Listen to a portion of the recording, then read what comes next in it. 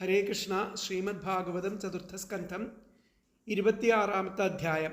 ഓം നമോ ഭഗവതേ വാസുദേവായ. ശ്രീമദ് ഭാഗവതേ ചതുർത്ഥസ്കന്ധേ അഥ ഷഡ്വിംശോധ്യായ.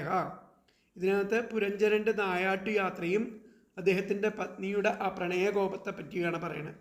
അപ്പോൾ ആദ്യത്തെ 3 ശ്ലോകങ്ങൾ ഒരുമിച്ചാണ്. നാരദ ഉവാച സ ഏകദാ മഹേശ്വാസോ രഥം പഞ്ചാശ്വമാശുഗം ദ്വിഷം ദ്വിചക്രമേകാക്ഷം ത്രിവേണം പഞ്ചബന്ധുരം ഏകരശ്മേകദമനമേകനീടം ദ്വികൂബരം പഞ്ചപ്രഗ്രഹണം സപ്തവരൂഥം പഞ്ചവിക്രമം ഹൈമോപസ്കരമാരുഹ്യ സ്വർണവർമാക്ഷയേഷു ധീ ഏകാദശചമൂനാഥ പഞ്ചപ്രസ്ഥമഗാദ്വനം. ഒന്നുകൂടി നോക്കാം. സ ഏകദാ മഹേശ്വാസോ രഥം പഞ്ചാശ്വമാശുഗം ദ്വിഷം ദ്വിചക്രമേകാക്ഷം ത്രിവേണം പഞ്ചബന്ധുരം ഏകരശ്മേകദമനമേകനീടം ദ്വികൂബരം പഞ്ചപ്രഗ്രഹണം സപ്തവരൂഥം പഞ്ചവിക്രമം ഹൈമോപസ്കരമാരുഹ്യ സ്വർണവർമാക്ഷയേഷു ധീ ഏകാദശചമൂനാഥ പഞ്ചപ്രസ്ഥമഗാദ്വനം. ഒരു ദിവസം സ ഏകത അദ്ദേഹം ഒരു ദിവസം ആ പുരഞ്ജരൻ മഹേശ്വാസോ വില്ലാളി വീരനായിരിക്കുന്ന അദ്ദേഹം രഥം ഒരു രഥത്തിൽ കയറിയിട്ട് പോവാണ്. പഞ്ചാശ്വമാശുഗം രഥം 5 കുതിരകളെ കൊണ്ട് നയിക്കപ്പെടുന്ന അതിവേഗത്തിലുള്ള ഒരു രഥമാണ്. ദ്വിഷം 2 താങ്ങുതണ്ടുകൾ, ദ്വിചക്രം ഏകാക്ഷം 2 ചക്രങ്ങൾ, അതിൻ്റെ അറ്റത്ത് 2 ചക്രങ്ങൾ, ഏകാക്ഷം ഒരു അച്ചുതണ്ട്, ത്രിവേണം 3 കൊടികൾ, 3 കൊടികൾ കെട്ടിയിട്ടുള്ളതാണ് ത്രിവേണം. പഞ്ചബന്ധുരം 5 കെട്ടുകയറുണ്ട്. ഈ 5 കുതിരകളെ കെട്ടാനുള്ള കെട്ടുകയറുകൾ. ഏകരശ്മി ഏകദമനം ഒരു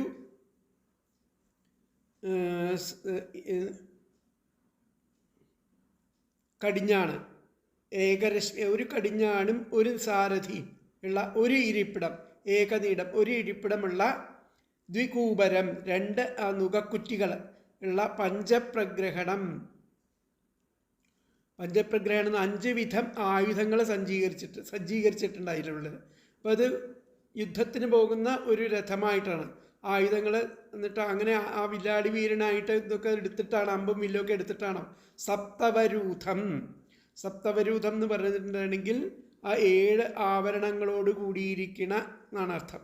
സപ്തവരൂഥം പഞ്ചവിക്രമ ആവരണങ്ങളോട് കൂടിയ 5 ഗതിഭേദങ്ങൾ ഉള്ള, ഇതിൻ്റെ പോക്കിന് 5 ഭേദങ്ങളുണ്ട് രഥത്തിൻ്റെ.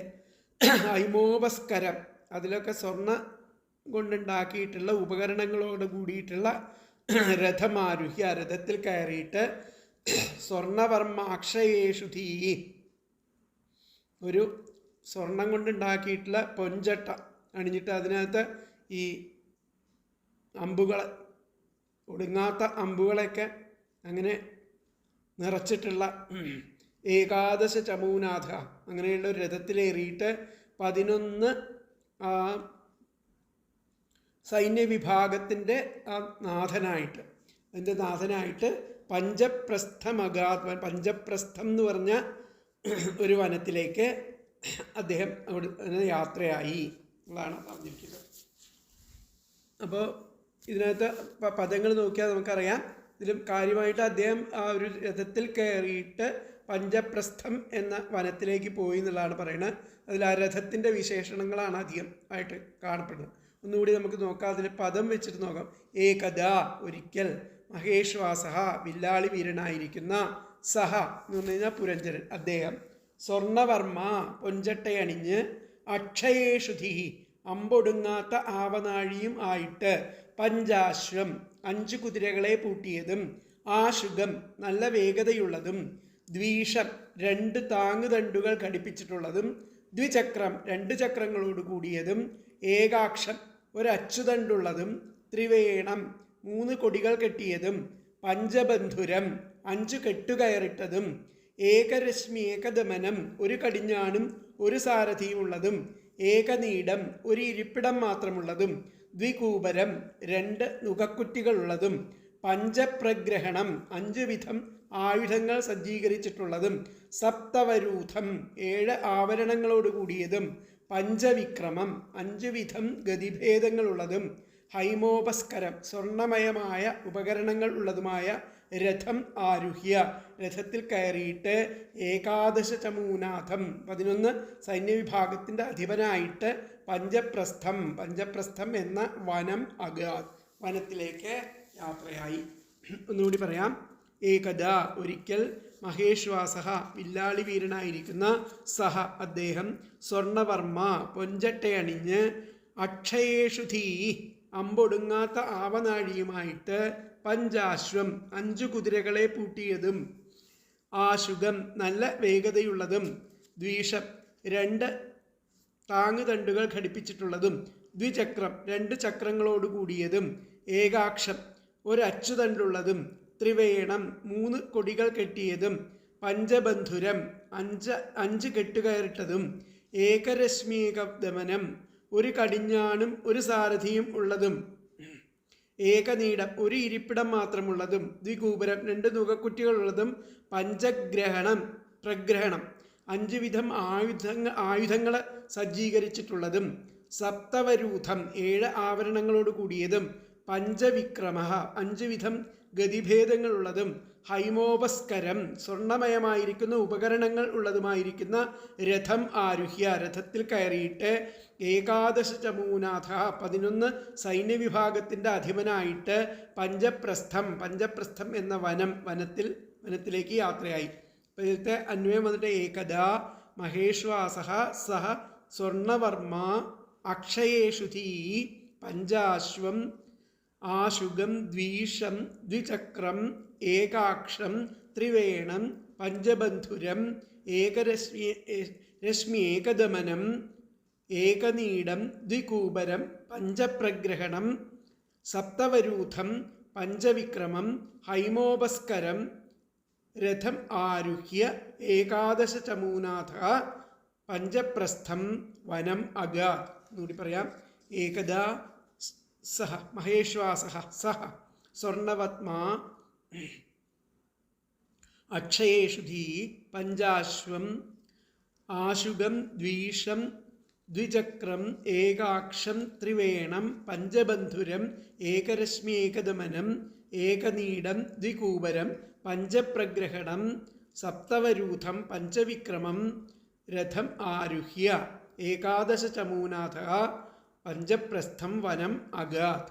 അതായത് ഒരിക്കൽ ആ വില്ലാളി വീരനായിരിക്കുന്ന പുരഞ്ജനൻ അദ്ദേഹം പൊഞ്ചട്ട അണിഞ്ഞിട്ട് അമ്പുകൾ ഒടുങ്ങാത്ത ആവനാഴിയുമായിട്ട് 5 കുതിരകളെ പൂട്ടിയതും നല്ല വേഗതയുള്ളതും 2 താങ്ങുതണ്ടുകൾ ഘടിപ്പിച്ചിട്ടുള്ളതും 2 ചക്രങ്ങളോട് കൂടിയിട്ടുള്ളതും 1 അച്ചുതണ്ടുള്ളതും 3 കൊടിമരങ്ങൾ ഉള്ളതും കെട്ടിയിട്ടുള്ളതും 5 കെട്ടുകയറിട്ടതും 1 കടിഞ്ഞാണും 1 സാരഥിയും ഉള്ള 1 ഇരിപ്പിടം മാത്രമുള്ള 2 നുകക്കുറ്റികളുള്ളതും 5 വിധം ആയുധങ്ങൾ സജ്ജീകരിച്ചിട്ടുള്ളതും 7 ആവരണങ്ങളോട് കൂടിയതും 5 വിധം ഗതിഭേദങ്ങളുള്ളതും സ്വർണമയമായ ഉപകരണങ്ങൾ ഉള്ളതുമായിരിക്കുന്ന ആ രഥത്തിൽ കയറിയിട്ട് 11 സൈന്യവിഭാഗത്തിൻ്റെ അധിപനായിട്ട് ആ പഞ്ചപ്രസ്ഥം എന്ന വനത്തിലേക്ക് യാത്രയായി. ആ പുരഞ്ജന ചക്രവർത്തി ഒരിക്കൽ പഞ്ചപ്രസ്ഥം എന്നു പേരായിരിക്കുന്ന വനത്തിലേക്ക് വേട്ടയ്ക്ക് പോവുകയുണ്ടായി. സ്വർണ്ണക്കവചം ധരിച്ച വലുതായ ഒരു വില്ലോടും അസ്ത്രങ്ങളൊടുങ്ങാത്ത ആവനാഴിയോടും കൂടി 5 കുതിരകളെ കെട്ടിയ ഒരു രഥത്തിലാണ് യാത്ര പുറപ്പെട്ടത്. വളരെ വേഗത്തിൽ സഞ്ചരിക്കുന്ന രഥമായിരുന്നു അത്. രഥത്തെ താങ്ങി നിർത്തുവാൻ 2 ദണ്ടുകളുണ്ട്. ഒരു അച്ചുതണ്ടിൻ്റെ 2 അഗ്രത്തായിട്ട് 2 ചക്രങ്ങൾ, 3 ധ്വജങ്ങളുണ്ട്, 5 കെട്ടുകൾ, 1 കടിഞ്ഞാൺ, 1 സാരഥിക്കിരിക്കാനുള്ള ഒരു ഇരിപ്പിടം, നുകക്കുഴികൾ ഇടുവാനുള്ള 2 ദ്വാരങ്ങൾ, 5 വിധം ആയുധങ്ങൾ, 7 ആവരണങ്ങൾ, 5 ഗതിവിശേഷങ്ങൾ എന്നിവയുള്ള രഥമായിരുന്നു അത്. ആ രഥം സ്വർണ്ണാലങ്കൃതമായിരുന്നു. 11 സൈന്യവിഭാഗങ്ങൾ അകമ്പടിക്ക് ഉണ്ട്. അവരുടെ നേതാവായിട്ടാണ് വനത്തിലേക്ക് യാത്രയായിരിക്കുന്നത്. അപ്പോൾ പല വിധത്തിലുള്ള രഥങ്ങളെ പറ്റിയിട്ട് കൗടില്യൻ്റെ അർത്ഥശാസ്ത്രത്തിലൊക്കെ പറയുന്നുണ്ട്. പുഷ്പരഥം, ദേവരഥം, സാംഗ്രാമികം എന്നൊക്കെ പറഞ്ഞിട്ട്. അപ്പോൾ ഇതിനകത്ത് ഈ യുദ്ധത്തിന് പോകുന്ന രഥമായിട്ടാണ് ഇവിടെ പറയുന്നത്. സാംഗ്രാമികം, യുദ്ധാദികൾക്ക് പോകുന്ന രഥമായിട്ടാണ് ഇവിടെ പറയണത്. അങ്ങനെ 11 സൈന്യവിഭാഗം, ചമു എന്ന് പറഞ്ഞു കഴിഞ്ഞാൽ സൈന്യവിഭാഗം, അതിൻ്റെയൊക്കെ നേതാവായിട്ടാണ് പോണത്. ഒരു രഥത്തിൻ്റെ ഘടനയെപ്പറ്റിയും അതിൻ്റെ ഓരോ ഭാഗങ്ങളുടെ സംജ്ഞയെപ്പറ്റിയും വിശദമായിട്ടുള്ള പഠനത്തിന് ഭാരതം ഒക്കെ നോക്കുകയാണെങ്കിൽ നമുക്ക് കാണാൻ സാധിക്കും. അതിൻ്റെ ഏകദേശം ഒരു ചെറിയ രൂപത്തിലാണ് ഇവിടെ പറഞ്ഞിരിക്കുന്നത്, ആ രഥത്തിൻ്റെ വിശേഷണങ്ങൾ പറഞ്ഞിരിക്കുന്നത്.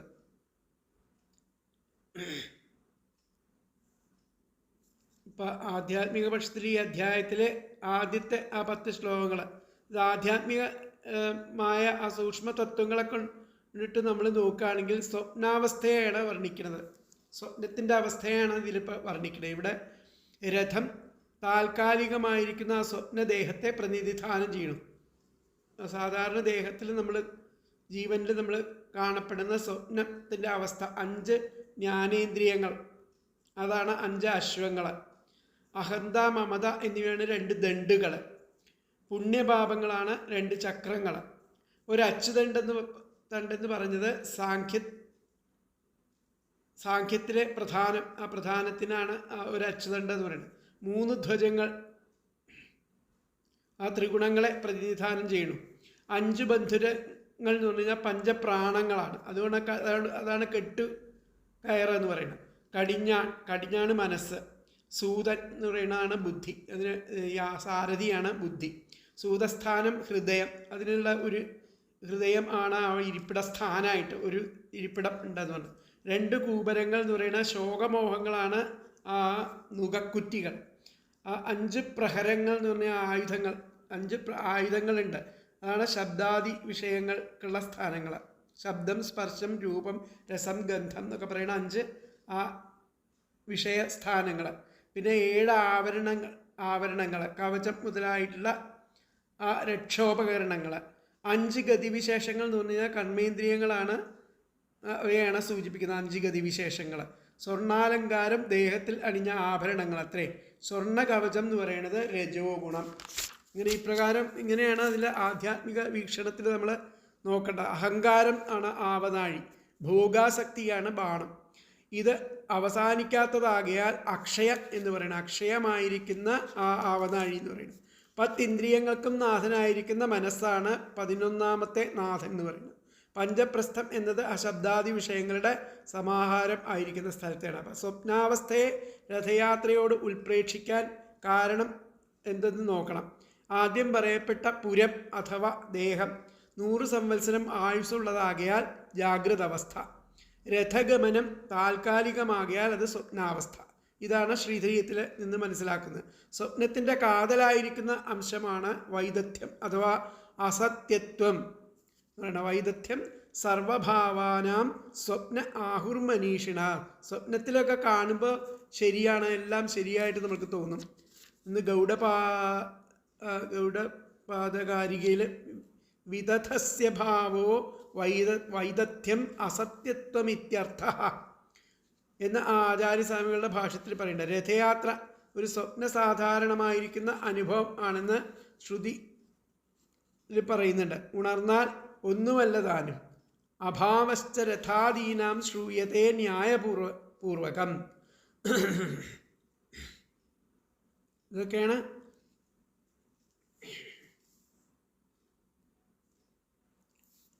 അതിൽ പറഞ്ഞിരിക്കുക. അപ്പം നമുക്ക് ഈ ശ്ലോകങ്ങളുടെ അർത്ഥം ഒന്നും കൂടി പരിശോധിക്കാം. ശ്രീനാരദൻ പറഞ്ഞു, ഒരിക്കൽ ആ മഹേശ്വാസനായിരിക്കുന്ന വില്ലാളി വീരനായിരിക്കുന്ന അദ്ദേഹം 5 കുതിരകളെ പൂട്ടിയതും 2 ദണ്ഡുകളോട് കൂടിയതും 2 ചക്രങ്ങളുള്ളതും 1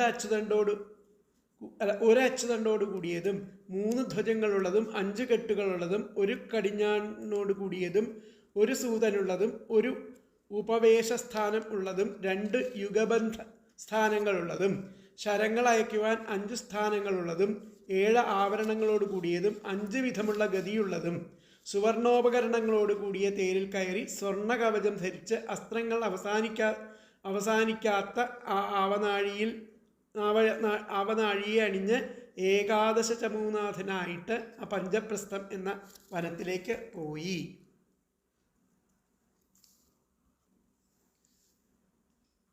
അപ്പോൾ നാരദൻ പറഞ്ഞു, സ ഏകദാ മഹേശ്വാസോ രഥം പഞ്ചാശ്വമാശുഗം ദ്വിചക്രമേകാക്ഷം ത്രിവേണം പഞ്ചബന്ധുരം. ഒരു നാൾ ആ പുരഞ്ജന മഹാരാജാവ് ഉത്കൃഷ്ടമായ വില്ലും സ്വർണം കൊണ്ടുള്ള കവചവും തീരാത്ത ബാണങ്ങൾ ജനിക്കുന്ന ആവനാഴിയും ധരിച്ചും 11 സൈന്യത്തിൻ്റെ നാഥസ്ഥാനം വഹിച്ചും കൊണ്ട് ആ പഞ്ചപ്രസ്ഥം എന്നു പേരായിരിക്കുന്ന വനത്തിലേക്ക് തേരിലിരുന്ന് യാത്ര ചെയ്തു. ആ രഥം അതിവിശേഷം ആയിരുന്നു. 5 കുതിരകളെ കെട്ടിയിരിക്കുന്നതിനാൽ അതിവേഗം സഞ്ചരിക്കുന്നു. രഥ ആസ്പദങ്ങളായിട്ട് 2 ദണ്ഡങ്ങൾ, 2 ചക്രങ്ങൾ, ഒരു അച്ചുദണ്ഡ് ഇവയുണ്ട്. 3 ധ്വജങ്ങൾ ഉയർത്തി നിർത്തിയിരിക്കുന്നു. 5 സ്ഥാനങ്ങളിൽ കെട്ടിയുറപ്പിച്ചിട്ടുണ്ട് ഈ 3 ധ്വജങ്ങൾ. ഒരു കടിഞ്ഞാൺ, ഒരു സൂതൻ, ഇതുപോലെയുള്ള സ്ഥാനം, നുകം ഉറപ്പിക്കാനുള്ള 2 സ്ഥാനങ്ങൾ, 5 ആയുധങ്ങൾ, ആച്ഛാദനം ചെയ്യുവാനുള്ള 7 വസ്ത്രങ്ങൾ, 5 വിധത്തിൽ സഞ്ചാരം എന്നിവയുള്ളതുകൊണ്ട് ആ രഥം അസാധാരണ മഹിമയുള്ളതായിരുന്നു. അപ്പോൾ പുരഞ്ജനൻ എന്ന് പറഞ്ഞു കഴിഞ്ഞാൽ ജീവൻ, സ്വപ്നദേഹം എന്ന് പറയുന്നതാണ് തേര്. അതിലത്തെ താത്വികമായിരിക്കുന്ന ആത്മാവിനെ സംബന്ധിച്ച അർത്ഥങ്ങളാണ് പറയുന്നത്. പുരഞ്ജനൻ എന്ന് പറഞ്ഞാൽ ജീവൻ, സ്വപ്നദേഹം എന്ന് പറയുന്നത് തേര്, കർത്തൃത്വാദി ഭാവത്തെ ധനുസ്വ് ഇതിനെ കൊണ്ട് പറയപ്പെടുന്നു. പഞ്ചേന്ദ്രിയങ്ങളാണ് ആ കുതിരകൾ, 5 കുതിരകൾ. വത്സരമാസാദികളുടെ ശീഘ്ര അനുഭവത്തെയാണ് വേദഗതി എന്ന് പറയുന്നത്. ഞാനെന്നും എൻ്റേതുമുള്ള അഭിമാനമാണ് 2 ദണ്ഡങ്ങൾ. പുണ്യപാപങ്ങളാണ് 2 ചക്രങ്ങൾ. മായ അല്ലെങ്കിൽ പ്രധാനം എന്ന് പറയപ്പെടുന്ന ആ ഗുണസാമ്യ അവസ്ഥയാണ് രൂപം ആയിരിക്കുന്ന ഒരു അച്ചുദണ്ഡ്. സത്വാദി 3 ഗുണങ്ങളാണ് ആ ധ്വജങ്ങൾ. പഞ്ചപ്രാണൻ 5 ബന്ധനങ്ങളാണ്. കടിഞ്ഞാൺ മനസ്സ്, സൂതൻ ബുദ്ധി, ഇരിപ്പാനുള്ള ആ സ്ഥാനം ഹൃദയം, ശോകമോഹങ്ങൾ നുകമുറപ്പിക്കാനുള്ള സ്ഥാനങ്ങൾ, ശബ്ദാദികളായിരിക്കുന്ന 5 വിഷയങ്ങളാണ് ആയുധങ്ങൾ. സപ്തധാതുക്കൾ ആച്ഛാദന വസ്ത്രങ്ങളാണ്. കർമ്മേന്ദ്രിയ വ്യാപാരങ്ങൾ 5 വിധ ഗതിവിഭേദങ്ങളാണ്. രജോ ഗുണമാകുന്ന ആ ദേഹാഭരണം ആകുന്നതാണ് ആ ദേഹാഭരണം, പടച്ചട്ട എന്ന് പറയുന്നത്. ഭോഗവാസനകളാണ് ബാണങ്ങൾ എന്ന് പറയുന്നത്. ഭോഗവാസനകളാണ് ബാണങ്ങൾ. അഹങ്കാരം ആണ് ആവനാഴി. ഇന്ദ്രിയങ്ങൾ 10ഉം മനസ്സും കൂടി 11 സൈന്യം. പൃഥിവ്യാദി പഞ്ചഭൂതങ്ങൾ പഞ്ചപ്രസ്ഥം എന്ന് പറയുന്ന വനം. അങ്ങനെ സ്വപ്നം ദർശിക്കുന്ന സ്ഥാനമായിരിക്കുന്ന നാഡിവിശേഷത്തെ ഇങ്ങനെ പ്രാപിച്ചു എന്നത് അതിനാണ് വനപ്രദേശം നമ്മുടെ കൊണ്ട് ഉദ്ദേശിക്കുന്നത്. അപ്പോൾ ഇന്നത്തെ വ്യാഖ്യാനത്തിൽ നമുക്ക് നോക്കാം. ഷഡ്വിംശേ 26ാമത്തെ അധ്യായത്തിൽ മൃഗേ വ്യാജാത്, ആ നായാട്ടിന് എന്നുള്ള നിലയ്ക്ക് സ്വപ്രജാഗരണോക്തി, സ്വപ്നജാഗരണോക്തി, ആ സ്വപ്നത്തെ കാണുന്ന അവസ്ഥയെ പറ്റിയിട്ട് പറയുന്നു. സദ്ബുദ്ധിസ്ത്യാഗാത് ത്യാഗയോഗാഭ്യാം, ആ സദ്ബുദ്ധിയാകുന്ന അതിനെ ഉപേക്ഷിക്കുക കാരണം ഉണ്ടാവുന്ന യോഗാഭ്യാം സംസൃതിയ, സംസാരത്തിൽ അസസാ പ്രപഞ്ചത്തെ, അപ്രപഞ്ചമായിട്ട് പ്രപഞ്ചമായിരിക്കുന്ന അവസ്ഥയെ അവിടെ കാണൂ. സദ്ബുദ്ധിയുടെ ഉപേക്ഷ കാരണം പ്രപഞ്ചത എന്നിട്ട് പറയുകയാണ്. നാരദ ഉവാച, നാരദൻ പറയുന്നു, ഏകദാസ ഒരിക്കൽ ആ പുരഞ്ജനൻ രാജൈകാദശ ചമൂനാഥോ 11 ആ സൈന്യ സമൂഹങ്ങളുടെ രാജാവായിട്ട് നാഥനായിട്ട് ധനുർബാണൻ, ധനുസ്സും ബാണങ്ങളും ഒക്കെ ധരിച്ച് പഞ്ചാശ്വം 5 കുതിരകളെ പൂട്ടിയതും, ദ്വിചക്രം 2 ചക്രമുള്ളതും, ഏകാക്ഷം ഒരു അച്ചുതണ്ടുള്ളതും, ത്രിധ്വജം 3 ധ്വജങ്ങളുള്ളതും, പഞ്ചബന്ധനം 5 കെട്ടുകയറുള്ളതും, ഏകരശ്മിയേകസൂതം ഒരു കടിഞ്ഞാണും ഒരു സൂതനും സാരഥി ഉള്ളതും, പഞ്ചഗതി പ്രകാരം 5 ഗതിഭേദങ്ങൾ ഉള്ളതും ആയിരിക്കുന്ന ഹൈമോപസ്കരം സ്വർണ്ണ ഉപകരണങ്ങൾ ഉള്ള രഥമാസ്ഥായ, ആ രഥത്തിൽ കയറിയിട്ട് പഞ്ചപ്രസ്ഥം എന്ന് പറഞ്ഞ വനത്തിലേക്ക് പ്രവേശിച്ചു. ഒന്നും കൂടി പറയാം. ഷഡ്വിംശേ മൃഗയാ വ്യാജാത് സ്വപ്നജാഗരണോക്തിതഃ സദ്ബുദ്ധിസ്ത്യാഗയോഗാഭ്യാം സംസൃതി സാ പ്രപഞ്ചത്തെ. നാരദ ഉവാച, നാരദൻ പറയുന്നു, ഏകദാസ ഒരിക്കൽ ആ രാജാവ് പുരഞ്ജനൻ രാജൈകാദശ ചമൂനാഥോ, ആ 11 സൈന്യ സമൂഹത്തിൻ്റെ രാജാവായും നാഥനും ആയിട്ടുള്ള അദ്ദേഹം ധനുസ്സും ബാണവും ഒക്കെ പ്രഗൃഹ്യ ധരിച്ചിട്ട് പഞ്ചാശ്വം 5 കുതിരകളെ പൂട്ടിയ ദ്വിചക്രം 2 ചക്രമുള്ള ഏകാക്ഷം ഒരു അച്യുതണ്ടും ത്രിധ്വജം 3 കൊടിമരങ്ങളുള്ളതും പഞ്ചബന്ധനം 5 കെട്ടുകയറുകളുള്ളതും ഏകരശ്മിയേകസൂതം ഒരു കടിഞ്ഞാണും ഒരു സാരഥിയുള്ളതും പഞ്ചഗതിപ്രകാരം 5 ഗതിപ്രകാരം ഉള്ളതുമായിരിക്കുന്ന രഥത്തിൽ കയറി. എന്നിട്ട് ഹൈമോപസ്കരം സ്വർണ്ണ കൊണ്ടുള്ള ഉപകരണങ്ങളുള്ളതും ഉള്ള ഒരു രഥത്തിൽ രഥമാസ്ഥായ രഥത്തിൽ കയറി പഞ്ചപ്രസ്ഥം വനം പ്രവിശ്യ. പഞ്ചപ്രസ്ഥം എന്ന് പറഞ്ഞ വനത്തിൽ പ്രവേശിച്ചു. അപ്പോൾ ഒന്നുകൂടി പറയാം. നാരദ ഉവാച ഏകദാ സ രാജൈകാദശചമൂനാഥോ ധനുർബാണാൻ പ്രഗൃഹ്യ പഞ്ചാശ്വം ദ്വിചക്രമേകാക്ഷം ത്രിധ്വജം പഞ്ചബന്ധനം ഏകരശ്മിയേകസൂതം പഞ്ചഗതിപ്രകാരം ഹൈമോപസ്കരം രഥമാസ്ഥായ പഞ്ചപ്രസ്ഥം വനം പ്രവിശ്യ എന്നുള്ളതാണ് ഇതിലത്തെ വ്യാഖ്യാനം വരുന്നത്. ആ 4-ാമത്തെ ശ്ലോകത്തിലത്തെ വ്യാഖ്യാനമായിട്ട് വരുന്നത്. 5-ാമത്തെ ശ്ലോകം നമുക്ക് നോക്കാം. അപ്പോൾ ഇവിടെ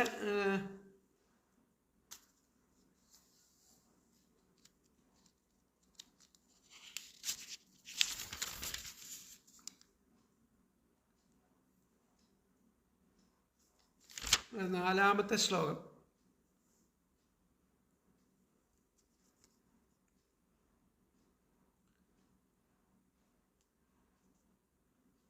നാലാമത്തെ ശ്ലോകം നോക്കാം നമുക്ക്.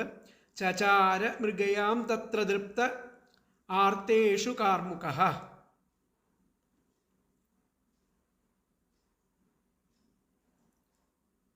വിഹായ ജായാമതദർഹാം മൃഗവ്യസനലാലസഃ. ചചാര മൃഗയാം തത്ര ദൃപ്ത ആർത്തേഷു കാർമുകഃ. വിഹായ ജായാമതദർഹാം മൃഗവ്യസനലാലസഃ. മൃഗങ്ങളെ വേട്ടയാടുന്നതിൽ ഉത്സുകനായിട്ട് അമ്പും വില്ലും കയ്യിലെടുത്തുകൊണ്ടാണ് ആ വേർപെട്ടിരിക്കാൻ അർഹിക്കാത്ത ആ പത്നിയെ കൂടെ തന്നെ എപ്പോഴും അത് വേർപെട്ടുകൊണ്ടിരിക്കുക. പത്നിയെ കൂട്ടിയിട്ടാണ്. പത്നിയെ കൂടാതെയും അപ്പോൾ ആ പത്നിയെ കൂടെ കൂട്ടിയില്ല എന്നുള്ളതാണ് അവിടെ പറഞ്ഞിരിക്കുന്നത്. മൃഗങ്ങളെ വേട്ടയാടുന്നതിൽ ഉത്സുകനായിട്ട് ആ അമ്പും വില്ലും ഒക്കെ കയ്യിലെടുത്തിട്ട് ആ വേർപെട്ടിരിക്കാൻ അർഹിക്കാത്ത ആ പത്നിയെ കൂടാതെ അഹങ്കാരത്തോടു കൂടിയിട്ട് ദൃപ്ത അഹങ്കാരത്തോടു കൂടി അവിടെ നായാട്ട് നടത്തി ആ പുരഞ്ജൻ. ആ പത്നിയെ കൂടാതെ നായാട്ട് നടത്തി എന്നാണ് പറഞ്ഞത്. ചചാര മൃഗയാം നായാട്ടിന് പോയി തത്ര ദൃപ്ത അഹങ്കാരത്തോടു കൂടിയിരിക്കുന്ന അദ്ദേഹം ആർത്തേഷു കാർമുകഃ അതായത് അമ്പും വില്ലും കയ്യിലെടുത്തുകൊണ്ട് ആർത്തേഷു കാർമുകഃ അമ്പും വില്ലും കയ്യിലെടുത്തുകൊണ്ടാണ് മൃഗയാ വിനോദത്തിന് പോയത്. വിഹായ ജായാം വിഹരിച്ചു. ജായാമേതദർഹം വേർപെട്ടിരിക്കാൻ പറ്റാത്ത ആ പത്നിയെ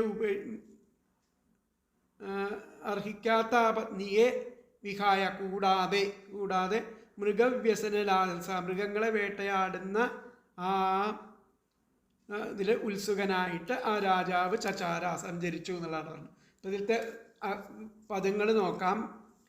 മൃഗവ്യസനലാലസ മൃഗങ്ങളെ വേട്ടയാടുന്നതിൽ ഉത്സുകനായിട്ട് ആർത്തേഷു കാർമുകഃ അമ്പും വില്ലും കയ്യിലെടുത്തുകൊണ്ട് അതദർഹാം വേർപെട്ടിരിക്കാൻ അർഹിക്കാത്ത ജായാം പത്നിയെ വിഹായ കൂടാതെ ദൃപ്ത അഹങ്കാരത്തോടു കൂടിയിട്ട് തത്ര അവിടെ മൃഗയാം നായാട്ട് നടത്തി എന്നുള്ളതാണ്. ഒന്നുകൂടി പറയാം. മൃഗവ്യസനലാലസ മൃഗങ്ങളെ വേട്ടയാടുന്നതിൽ ഉത്സുകനായിട്ട് ആർത്തേഷു കാർമുകഃ അമ്പും വില്ലും കയ്യിലെടുത്തുകൊണ്ട് അതദർഹാം വേർപെട്ടിരിക്കാൻ അർഹിക്കാത്ത ജായാം പത്നിയെ വിഹായ കൂടാതെ ദൃപ്ത അഹങ്കാരത്തോടുകൂടി തത്ര അവിടെ നായാട്ട് നടത്തി ആ പുരഞ്ജനൻ ആ പഞ്ചപ്രസ്ഥം എന്ന വനത്തിൽ പ്രവേശിച്ചിട്ട് ആ അഹങ്കാരത്തോടു കൂടിയിട്ട് എന്നുള്ള പറഞ്ഞിരിക്കും. അപ്പോൾ ഇത് അന്വയം നോക്കാം. മൃഗവ്യസനലാലസ ആർത്തേഷു കാർമുകഃ അതദർഹാം ജായാം വിഹായ ദൃപ്തഃ തത്ര മൃഗയാം ചചാര. എന്നും കൂടി പറയാം. മൃഗവ്യസനലാലസ ആർത്തേഷു കാമുക അതദർഹാം ജായാം വിഹായ ദൃപ്തഃ തത്ര മൃഗയാ ചചാര.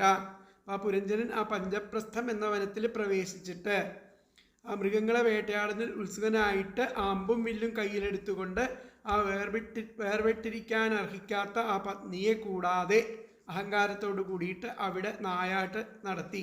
പുരഞ്ജനൻ ആ പഞ്ചപ്രസ്ഥം എന്നുള്ള വനത്തിൽ പ്രവേശിച്ച് അഹങ്കാരത്തോടു കൂടി അമ്പും വില്ലും ധരിച്ച് ത്യജിക്കാൻ പാടില്ലാത്തവളായിരിക്കുന്ന പത്നിയെ കൂടി കൂട്ടിനെടുക്കാതെ മൃഗങ്ങളെ അന്വേഷിക്കുന്നതിൽ അതീവ താല്പര്യത്തോടു കൂടിയിട്ട് നായാട്ട് ആരംഭിച്ചു. അപ്പോൾ ബാണം എന്ന് പറയുന്നത് രാഗാദികളാണ്. വില്ല് എന്ന് പറയുന്നത് ഭോഗാഭിനിവേശം, മൃഗങ്ങൾ എന്ന് പറഞ്ഞാൽ വിഷയങ്ങൾ. പത്നി എന്ന് പറഞ്ഞാൽ വിവേകവതിയായിരിക്കുന്ന ബുദ്ധിയാണ് പത്നി. പുരഞ്ജനിയെ കൂടാതെയാണ് പോയത്. മൃഗ് അന്വേഷണ എന്ന ധാതുവിൽ നിന്നും നിഷ്പന്നമാണ് മൃഗശബ്ദം. അന്വേഷിക്കപ്പെടുന്നത് അർത്ഥം, വാച്യാർത്ഥം.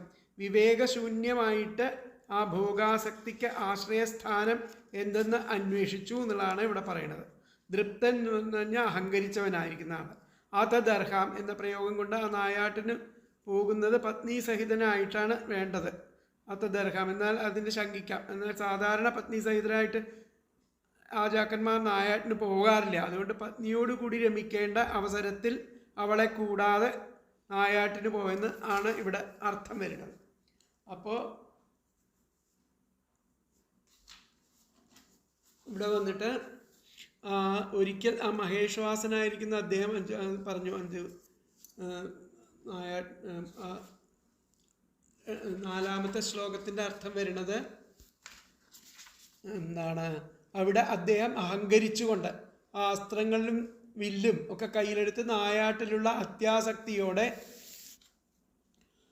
ഒരിക്കലും വിടുവാൻ പാടില്ലാത്ത ആ പത്നിയെ പോലും വിട്ടിട്ട് നായാടി സഞ്ചരിച്ചു.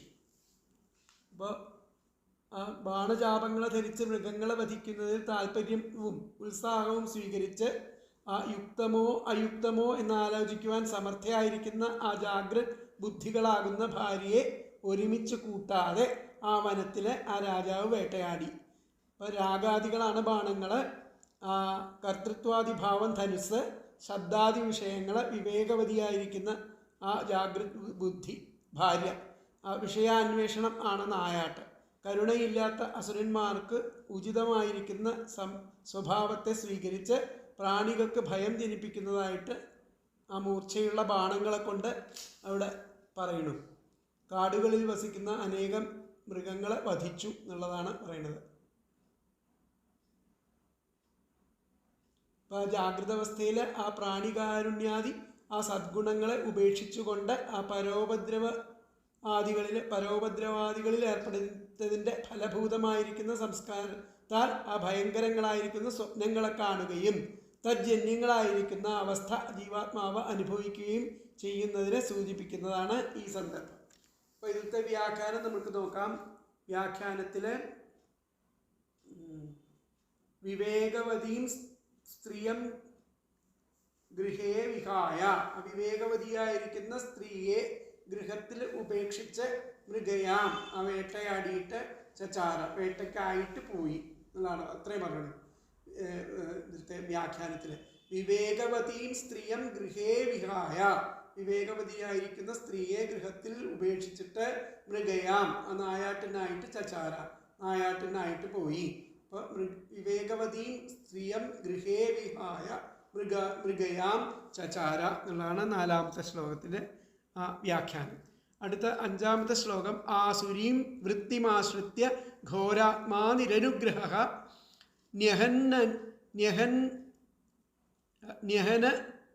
ന്യഹനന്നിശിതൈർബാണൈർ വനേഷു വനഗോചരാൻ. ആസുരീം വൃത്തിമാശ്രിത്യ ഘോരാത്മാനിരനുഗ്രഹ ന്യഹനന്നിശിതൈർബാണൈർ വനേഷു വനഗോചരാൻ. ആ ദുഷ്ടനും ആ ദയാഹീനനും ആയിരിക്കുന്ന അവൻ ആസുരമായിരിക്കുന്ന ആ മാർഗത്തെ ആശ്രയിച്ചിട്ട് മൂർച്ചയുള്ള ബാണങ്ങളെ ആ വനങ്ങളിലെ ആ വന്യമൃഗങ്ങളെ കൊന്നൊടുക്കി എന്നുള്ള. ആസുരീം വൃത്തിമാശ്രിത്യ ആസുരമായിട്ടുള്ള ആ വൃത്തിയെ ആശ്രയിച്ചിട്ട് ഘോരാത്മാ ആ ദയാഹീനനും ദുഷ്ടനും ദയാഹീനനും ആണ് ആ ജീവാത്മാവ്. ആ സമയത്ത് ആയിരിക്കുന്ന ആ ജീവാത്മാവ് ന്യഹനൻ നിശിതൈർ ബാണേർ ആ മൂർച്ചയുള്ള ബാണങ്ങളെ അയച്ചിട്ട് അമ്പുകളാൽ ആ വനങ്ങളിൽ ബാണേർ വനേഷ് ആ അമ്പുകളാൽ ആ വന്യമൃഗങ്ങളെ വനഗോചരാൻ നടക്കുന്ന വന്യമൃഗങ്ങളെ ന്യഹനൽ കൊന്നൊടുക്കി. അതാണ് ഇവിടെ പറഞ്ഞിരിക്കുന്നത്. അപ്പോൾ നോക്കാം നമുക്ക് അതിലത്തെ പദങ്ങൾ. ഘോരാത്മാ,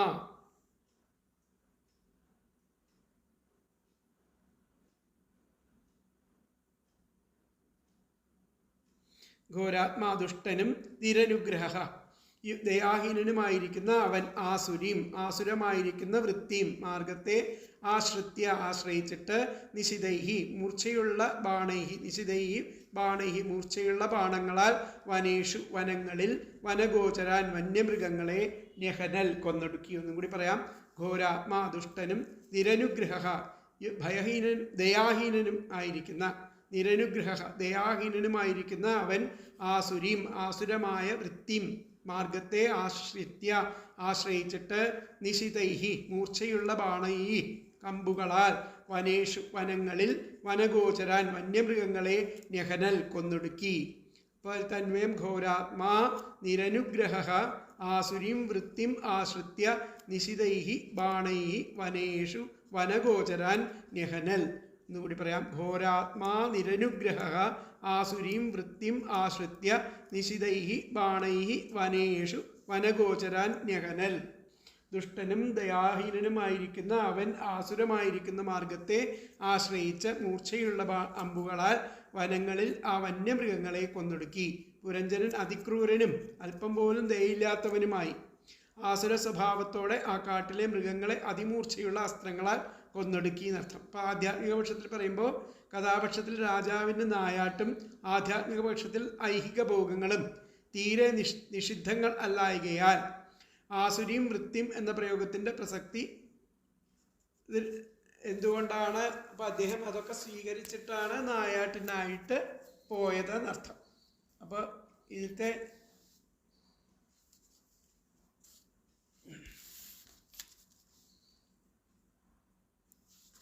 അർത്ഥം വന്നിട്ട് ആ ആസുര സ്വഭാവത്തോടെ ആ ഘോരാത്മാവായി കരുണയില്ലാതെ വനത്തിൽ സഞ്ചരിക്കുന്ന ആ മൃഗങ്ങളെ മൂർച്ചയുള്ള ബാണങ്ങൾ കൊണ്ട് അദ്ദേഹം പ്രഹരിച്ചു. ആ രാജാവിങ്ങനെ നായാട്ട് ചെയ്തത് ന്യായം അല്ലെന്ന് വാദിക്കുന്ന ആ രാജാവിന് നായാട്ട് ചെയ്യത്തക്കതാണെന്ന് ശാസ്ത്രം അനുവദിച്ചിട്ടില്ല. ശരിക്കും നായാട്ടിന് രാജാവിന് അനുവദനീയം അല്ല. അപ്പം മാംസത്തിൽ അത്യാഗ്രഹം ജനിക്കുകയും അതിനെ അടക്കുവാൻ അസാധ്യമായിരിക്കുകയും ചെയ്യുന്ന പക്ഷം ചില പ്രത്യേക നിയമങ്ങളോടുകൂടി നായാട്ട് ചെയ്യുവാൻ ശാസ്ത്രത്തിൽ അനുവാദമുണ്ട്. അപ്പം ശ്രാദ്ധാദി പുണ്യകാലങ്ങളിൽ വധാർഹങ്ങളെന്ന് കൽപ്പിക്കപ്പെട്ട മൃഗങ്ങളെ കാട്ടിൽ വെച്ച് അവശ്യം നിർവഹിപ്പാൻ മാത്രം ഹനിക്കാമെന്ന് ശാസ്ത്രത്തിൽ നിശ്ചയിച്ചിട്ടുണ്ട്. ഇതൊക്കെ കർമ്മകാണ്ഡത്തിൽ പറയുന്നതാണ് വേദങ്ങൾ. ഇതിനെ അതിക്രമിച്ചിട്ടുള്ള നായാട്ട് നരകഹേതുകമായിട്ട് ഭവിക്കും. അപ്പം ആ ജാഗ്രത അവസ്ഥയിൽ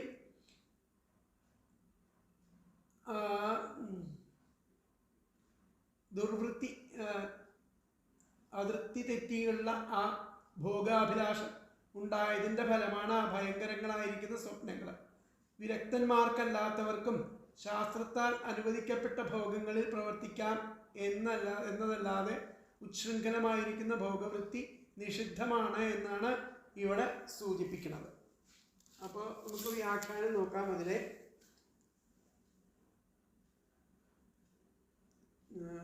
തതഃ സ ബാണീർ വനഗോചരാൻ, അവിടെ ആ പുരഞ്ജനൻ തൻ്റെ ബാണങ്ങളാൽ ആ വനമൃഗങ്ങളെ ജഘാന നിതരം ചെയ്തു. അത്രയും പറയുന്നു. അപ്പോൾ തതഃ സ ബാണീർ വനഗോചരാൻ ജഘാന, അവിടെ ആ പുരഞ്ജനൻ ആ തൻ്റെ ബാണങ്ങളെ കൊണ്ട് ആ കാട്ടു മൃഗങ്ങളെ വനഗോചരാൻ വനമൃഗങ്ങളെ ജഘാന നിധനം ചെയ്തു. നായാടി നർത്ഥം. തതഹ സ ബാണേർ വനഗോചരാൻ ജഘാന എന്നുള്ളതാണ് 5ാമത്തെ ശ്ലോകത്തിൻ്റെ അർത്ഥം വരുന്നത്. അപ്പോൾ 6ാമത്തെ ശ്ലോകം നമുക്ക് നോക്കാം. തീർത്ഥേഷു പ്രതിദൃഷ്ടേഷു രാജാ മേധ്യാൻ പശൂൻവനെ യാവദർത്ഥമലം ലുബ്ധോ ഹന്യാദിതി നിയമ്യതേ. തീർത്ഥേഷു പ്രതിദൃഷ്ടേഷു രാജാ മേധ്യാൻ പശൂൻവനെ യാവദർത്ഥമലം ലുബ്ധോ ഹന്യാദിതി നിയമ്യതേ.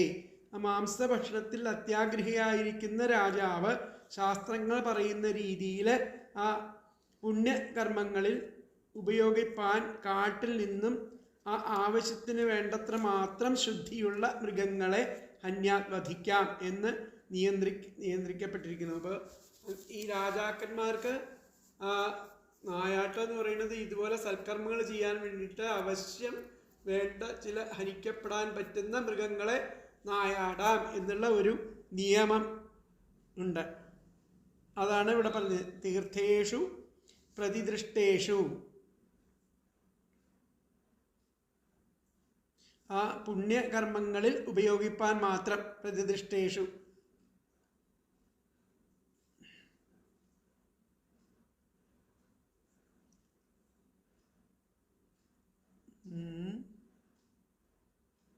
ആ ശാസ്ത്രങ്ങളിൽ പറയുന്ന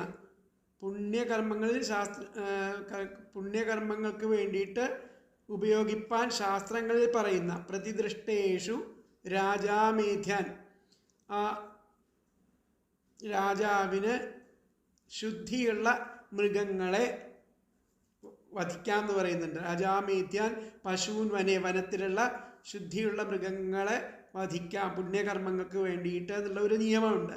യാവദർത്ഥമലം, ആ മാംസഭക്ഷണത്തിൽ അത്യാഗ്രഹിയായിരിക്കുന്ന രാജാവ് ഇങ്ങനെയുള്ള ഈ ശുദ്ധിയുള്ള മൃഗത്തെ മാത്രമേ വധിക്കാവൂ എന്നുള്ള നിയമം ഉണ്ട്, നിയന്ത്രിക്കപ്പെട്ടിരിക്കുന്നു എന്നാണ് ശ്ലോകത്തിൻ്റെ അർത്ഥം പറയുന്നത്. അപ്പോൾ നമുക്ക് പദങ്ങൾ നോക്കാം.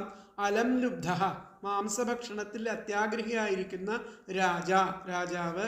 പ്രതിദൃഷ്ടേഷു, ശാസ്ത്രങ്ങൾ പറയുന്ന രീതിയിൽ അദ്ദേഹം എന്താ ചെയ്യേണ്ടത്? മാംസഭക്ഷണത്തിൽ ആവശ്യത്തിന് മാത്രം കുറച്ച് ഇത് കഴിക്കുക എന്നുള്ളതായത് സൽക്കർമ്മക്ക് വേണ്ടിയിട്ട് കഴിക്കുക എന്നുള്ളതേ പറയുന്നുള്ളൂ.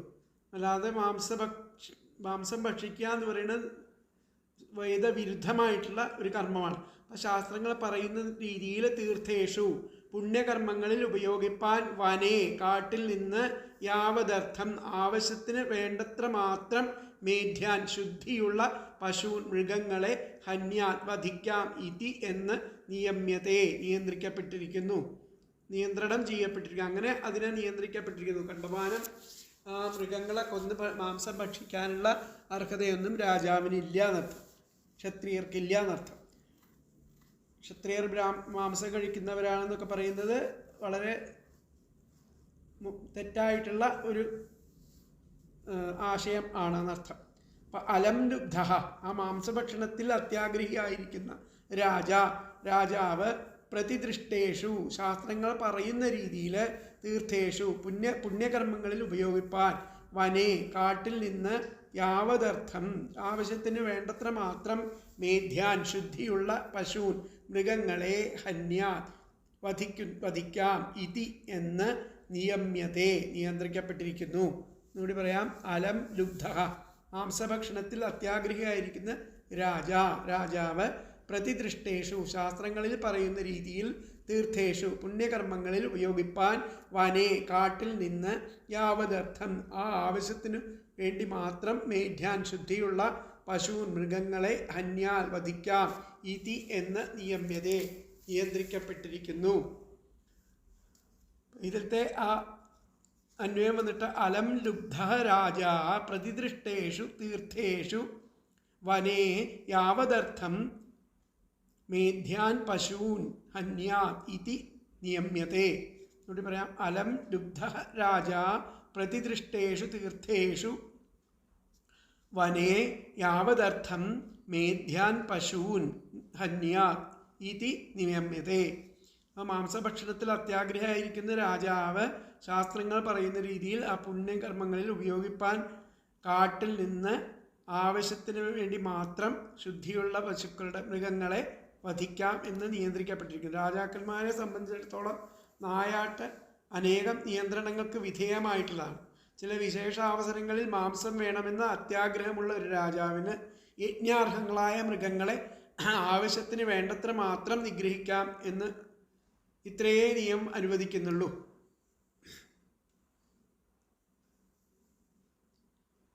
കൗടില്യൻ്റെ അർത്ഥശാസ്ത്രപ്രകാരം കാമം ഹേതുവായിട്ട് 4 വിധം വ്യസനങ്ങളാണ്: നായാട്ട്, ചൂതുകളി, സ്ത്രീവിഷയം, മദ്യപാനം എന്നിവ. ഇവയ്ക്കെല്ലാം ഇന്നിന്ന ഗുണം, ഇന്നിന്ന ദോഷം എന്ന് വിശദമായിട്ട് ചർച്ച ചെയ്യുന്നു. നായാട്ട് വ്യായാമശീലമാണ്. കൂടാതെ കോപവും ഭയവും വരുമ്പോൾ നായാട്ടിന് പോകുന്നത് ആ വികാരങ്ങൾക്ക് ശമനകാരകം ആണ്. കാമജസ്തു മൃഗയാദ്യൂതം സ്ത്രീഹ പാനമിതി ചതുർവർഗ മൃഗയായാം ദു വ്യായാമഃ.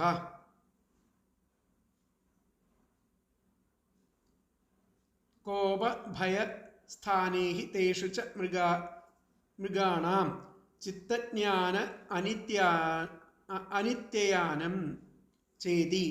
ആ വ്യസനങ്ങളെ വൃദ്ധന്മാരുടെ സേവ കൊണ്ടും ഇന്ദ്രിയ നിഗ്രഹണം കൊണ്ടും ശമിപ്പിക്കേണ്ടതാണെന്ന്, വ്യസനങ്ങളെ വൃദ്ധന്മാരുടെ സേവ കൊണ്ടും ഇന്ദ്രിയ നിയന്ത്രണം കൊണ്ടും ശമിപ്പിക്കേണ്ടതാണെന്ന്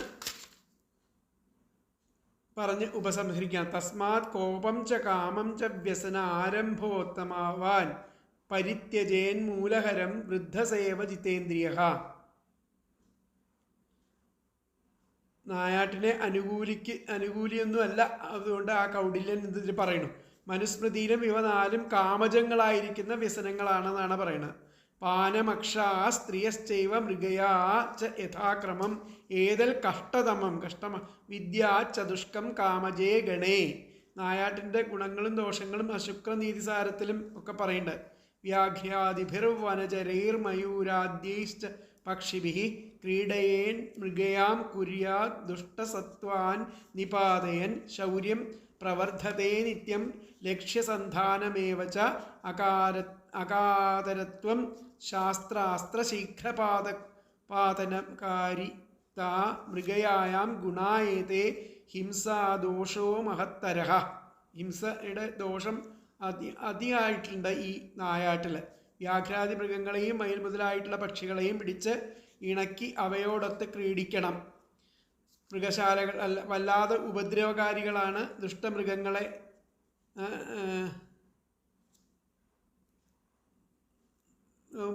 വല്ലാതെ ഉപദ്രവകാരിയായിട്ടിരിക്കുന്ന ദുഷ്ടമൃഗങ്ങളെ നായാട്ട് നടത്തി നിഗ്രഹിക്കാം. അതുകൊണ്ട് ശൗര്യം വർദ്ധിപ്പിക്കും. ലക്ഷ്യം പിഴയ്ക്കാതെ അസ്ത്രം പ്രയോഗിക്കുവാനുള്ള ഒരു പരിശീലനം ആകും അത്. അപ്പോൾ അപരാധികളിൽ കാരുണ്യമില്ലായ്മ എന്ന ഗുണം ഉണ്ടാകും. പെട്ടെന്ന് അസ്ത്രപ്രയോഗം സാധ്യവുമാകും. നായാട്ടിന് ഈ വിധം ഗുണങ്ങളുണ്ടെങ്കിലും ഇതിൽ ഹിംസ എന്നുള്ള ഭീമമായിട്ടുള്ളൊരു വലിയ ദോഷമുണ്ട്. അപ്പോൾ ഹിംസാർഹങ്ങൾ ഏവയെന്ന് അടുത്ത ശ്ലോകത്തിൽ പറയുകയാണ്. എന്തൊക്കെയാണ് ഹിംസാർഹങ്ങളായിട്ടുള്ളത് എന്നുള്ളതാണ് അടുത്ത ശ്ലോകത്തിൽ പറയുന്നത്. അപ്പോൾ ഇവിടെ ഈ ശ്ലോകത്തിൽ പറഞ്ഞിരിക്കുന്നത് ഏറ്റവും അത്യാസക്തനായിരിക്കുന്ന രാജാവ് പ്രസിദ്ധങ്ങളായിരിക്കുന്ന ശാസ്ത്രരീതികളിൽ പ്രസിദ്ധങ്ങളായിരിക്കുന്ന ശ്രാദ്ധാദികളിൽ മാത്രം വനത്തിൽ യജ്ഞാർഹങ്ങളായിരിക്കുന്ന ആ മൃഗങ്ങളെ മാത്രം ഉപയോഗത്തെ മുൻനിർത്തിയിട്ട് ഹനിക്കാം എന്നുള്ളതേ ആ നായാട്ടിൽ വിധിയുള്ളൂ. ഇവിടെ എന്താ പറഞ്ഞിരിക്കുന്നത് നോക്കാം.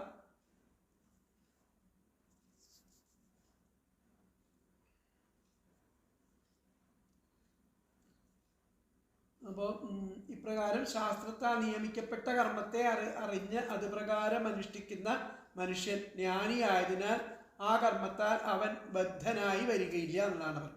ദേഹാഭിമാന നിമിത്തം ശാസ്ത്രമര്യാദയെ ഉല്ലംഘിച്ച് കർമ്മം ചെയ്യുന്നവന് അത് നിമിത്തം സംസാരബന്ധം വീണ്ടും ഉണ്ടാകണം. അപ്പോൾ ഗുണപ്രവാഹ സ്വരൂപമായിരിക്കുന്ന നാനായോനികളിൽ ശരീരം ധരിപ്പാൻ ഇടവരികയും ചെയ്യണം.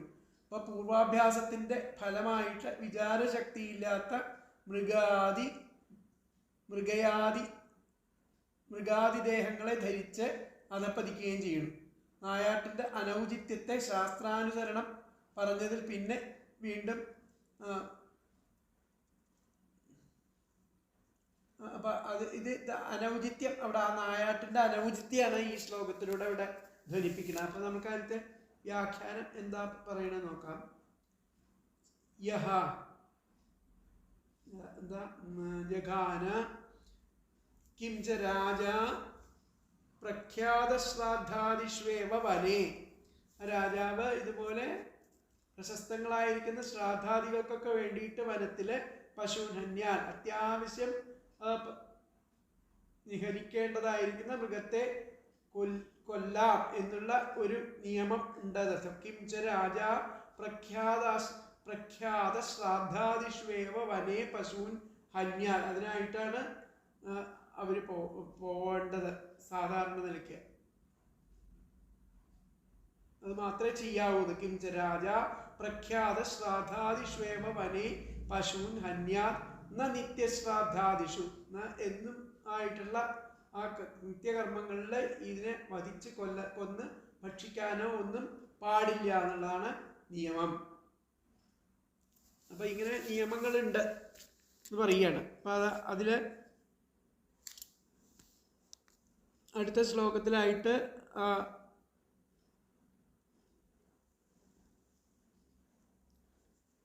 ഏഴാമത്തെ ശ്ലോകത്തിലായിട്ട് നിയതമായിരിക്കുന്ന കർമ്മത്തെ പറ്റിയിട്ടൊക്കെ പറയും.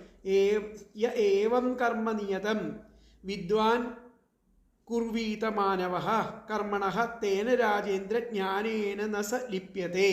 അപ്പം അങ്ങനെ വേണ്ട വിധത്തിൽ നിയതമായിരിക്കുന്ന കർമ്മം ചെയ്യുന്ന ആൾക്കാർക്ക് കർമ്മദോഷം കൊണ്ടുവരുന്ന ആ ഭാവങ്ങൾ കർമ്മഫലത്തെ അനുഭവിക്കേണ്ടതായിട്ട് വരില്ല. വേണ്ടത് ആ വേണ്ട സമയത്ത് വേണ്ടതിനായിട്ട് വേണ്ട പോലെ അത്യാവശ്യം അനുഷ്ഠിക്കുന്ന ആൾക്കാർക്ക് കർമ്മം കൊണ്ടുണ്ടാകുന്ന ആ ദുഷ്ഫലങ്ങൾ അവിടെ അനുഭവിക്കേണ്ടി വരില്ല എന്നുള്ളതാണ് ആ ശ്ലോകത്തിൻ്റെ അർത്ഥം. നമുക്ക് വിശദമായിട്ട് അടുത്ത ക്ലാസ്സിൽ പറയാം. ഹരേ കൃഷ്ണ. ഏഴാമത്തെ ശ്ലോകം.